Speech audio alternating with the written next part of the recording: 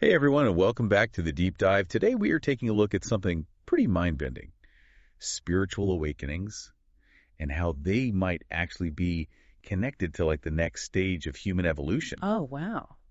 We've got a really interesting mix of sources for this deep dive. Hmm. Some YouTube videos, a couple of articles from different websites, even a PDF document. Interesting. And they all seem to be pointing to some pretty big changes happening in like human consciousness. Yeah.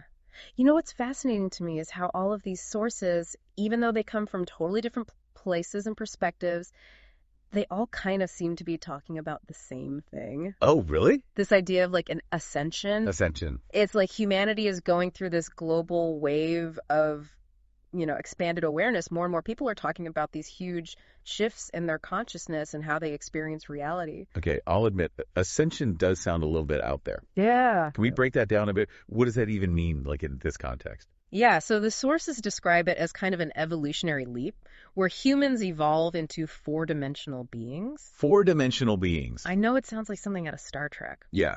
but the way they explain it is that we're moving beyond our current limited understanding of reality, you know? Okay. Like, think about it this way. Imagine like a flat, two-dimensional world. Great.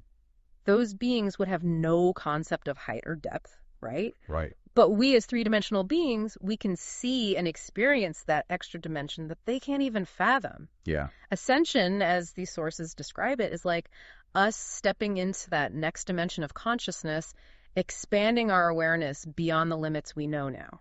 So like a major upgrade to Yeah. how we perceive reality. Exactly. That's pretty wild. But what's actually triggering this shift? Like, is there something specific that's causing these awakenings to happen? Well, a few of the sources talk about this concept of a light wave, which they describe as a cycle of like heightened spiritual energy that happens every so often throughout history. All right. And they believe it coincides with the emergence of a new spiritual teacher or, a significant shift in human consciousness. Okay.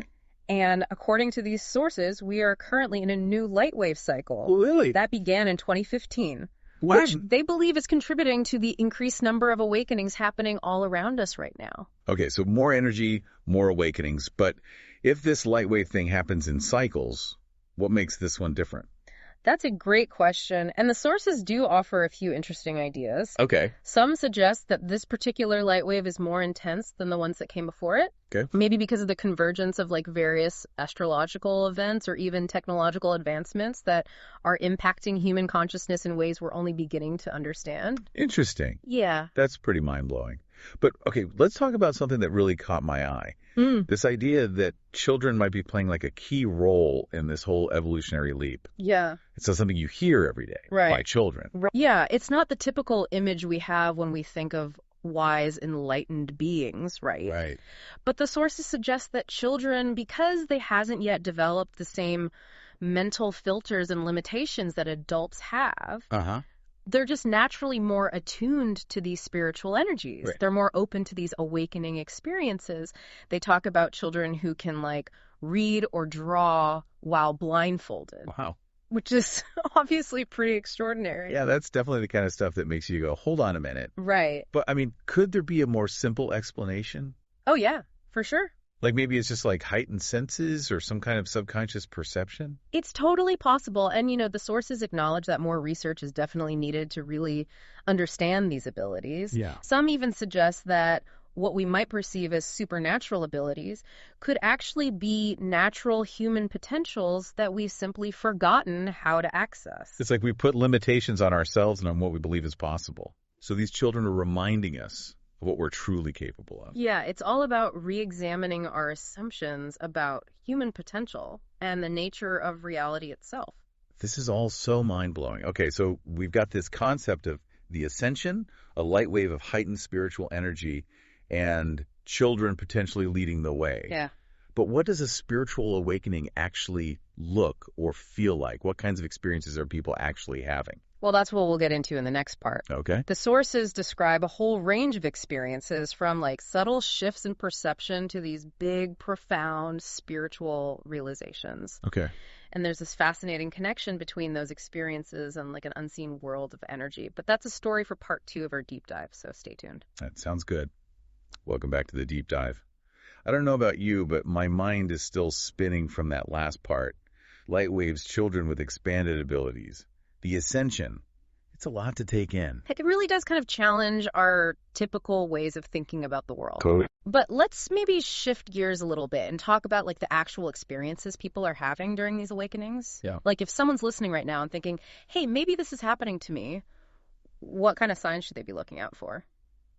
Yeah, because, I mean, it's not like everyone's suddenly going to have, a blinding flash of enlightenment and that's it. Right. It can be a lot more subtle than that.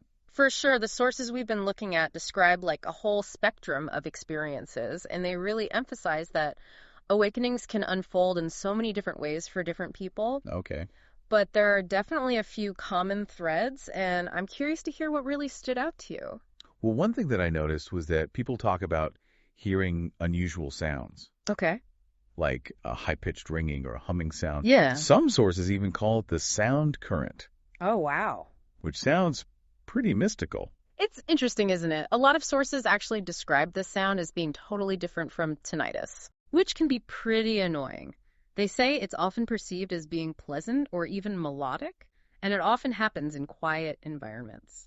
I could see how that would be pretty startling Yeah. if you weren't expecting it. It makes you wonder if maybe some of those unexplained ringing in the ears cases are actually something more, Yeah, it definitely raises some questions about how we interpret these types of sensory experiences. Right. And speaking of senses, another common thing is people seeing unusual lights or visual patterns. Right, like those children who could seemingly see while blindfolded. But it sounds like these visual experiences are pretty common regardless of age. Yeah, they're all over the place. And they describe like a whole range of visual phenomena. Some people see intricate mandalas, others see like swirling vortexes of light, and some even report seeing beings of light. Whoa.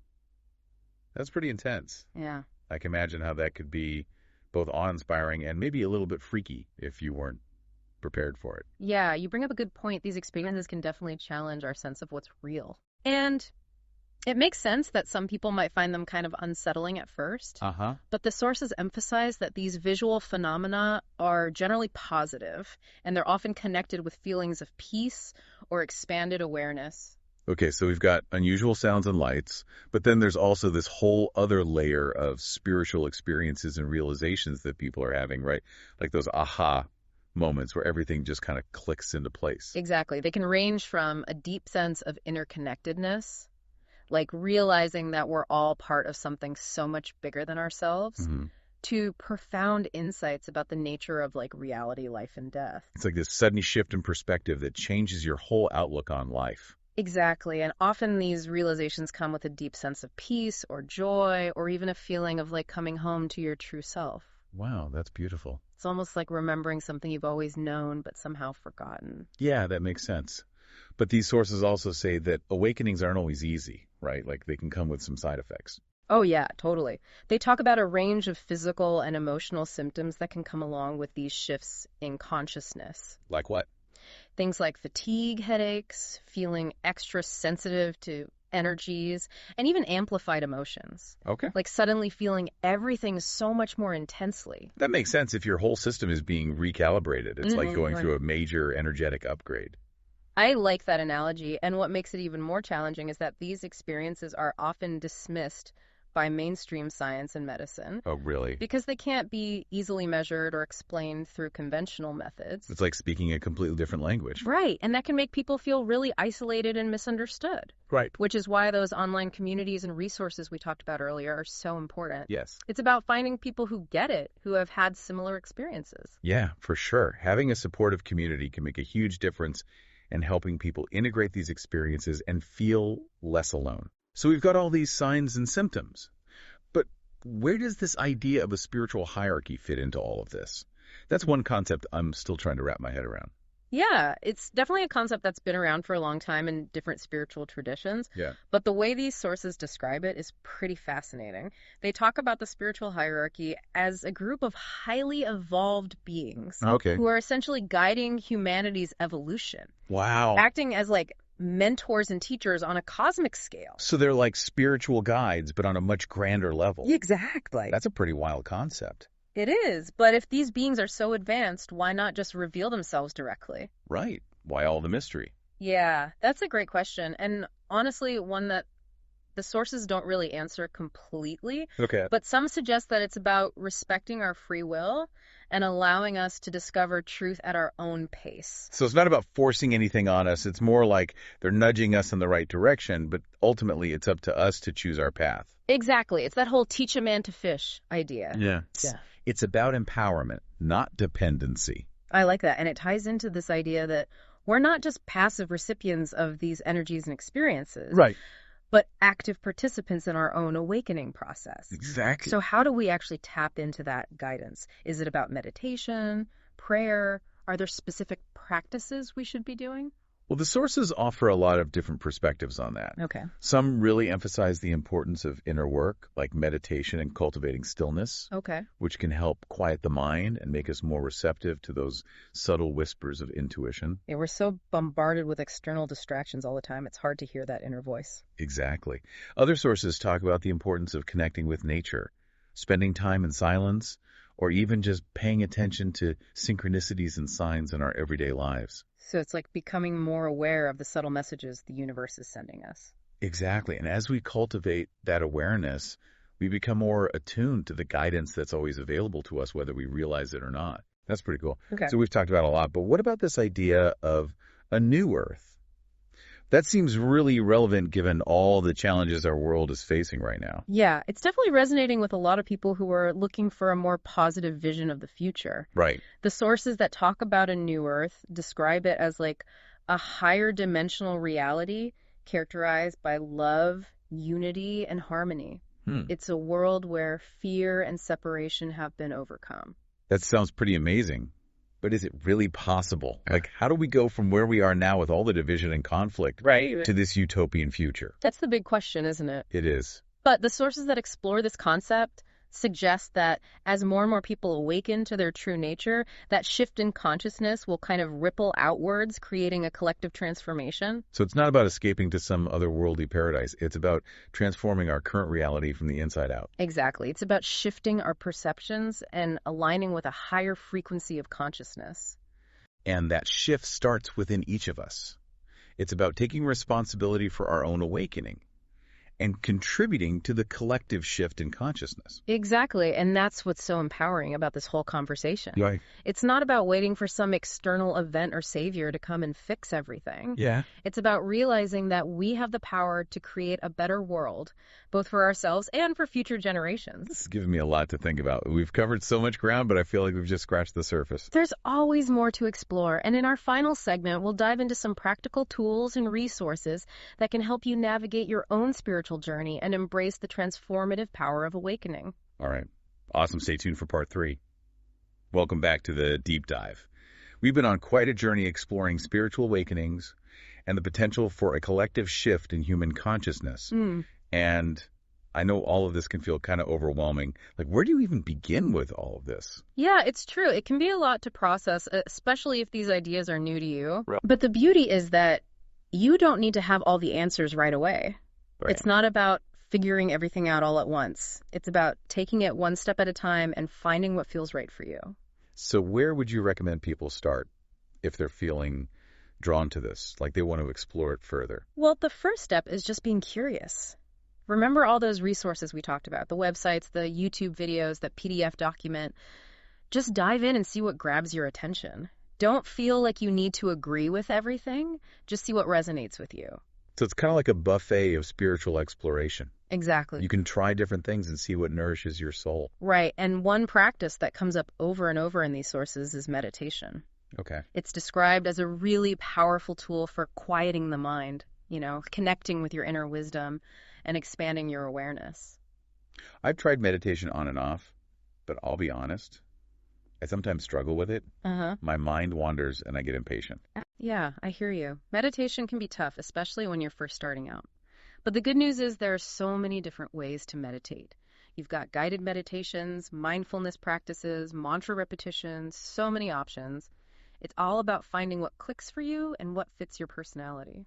So it's not about forcing yourself to sit in silence for hours and trying to completely empty your mind. Not at all. Even just a few minutes of stillness each day can make a big difference. And it's not about reaching some perfect state of emptiness either. It's more about observing your thoughts and emotions without judging them, letting them come and go like clouds. Oh, that's a good way to think about it.